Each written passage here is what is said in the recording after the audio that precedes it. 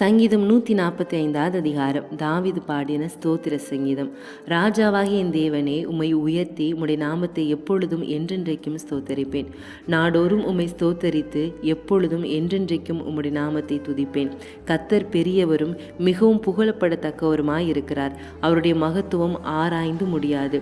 தலைமுறை தலைமுறையாக உம்முடைய கிரியைகளின் புகழ்ச்சியை சொல்லி உம்முடைய வல்லமை உள்ள செய்கைகளை அறிவிப்பார்கள். உம்முடைய சிறந்த மகிமை பிரதாபத்தையும் உம்முடைய அதிசயமான கிரியைகளை குறித்து பேசுவேன். ஜனங்கள் உம்முடைய பயங்கரமான கிரியைகளின் வல்லமையை சொல்வார்கள். உம்முடைய மகத்துவத்தை நான் விவரிப்பேன். அவர்கள் உமது மிகுந்த தயவை நினைத்து வெளிப்படுத்தி உமது நீதியை கெம்பீரித்து பாடுவார்கள். கர்த்தர் இரக்கமும் மன உருக்கமும் நீடிய சாந்தமும் மிகுந்த கிருபையும் உள்ளவர்.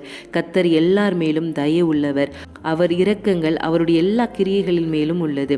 கர்த்தாவே, உம்முடைய கிரியைகள் எல்லாம் உம்மை துதிக்கும். உம்முடைய பரிசுத்தவான்கள் உம்மை ஸ்தோத்தரிப்பார்கள். மனுபுத்திரருக்கு உமது வல்லமை உள்ள செய்கைகளையும் உமது ராஜ்யத்தின் சிறந்த மகிமை பிரதாபத்தையும் தெரிவிக்கும்படிக்கு உமது ராஜ்யத்தின் மகிமையை அறிவித்து உமது வல்லமை குறித்து பேசுவார்கள். உம்முடைய ராஜ்யம் சதா காலங்களில் உள்ள ராஜ்யம். உம்முடைய ஆளுகை தலைமுறை தலைமுறையாகவும் உள்ளது. கர்த்தர் விழுகிற யாவரையும் தாங்கி மடங்கடிக்கப்பட்ட யாவரையும் தூக்கி விடுகிறார். எல்லா ஜீவன்களின் கண்களும் உம்மை நோக்கி கொண்டிருக்கிறது.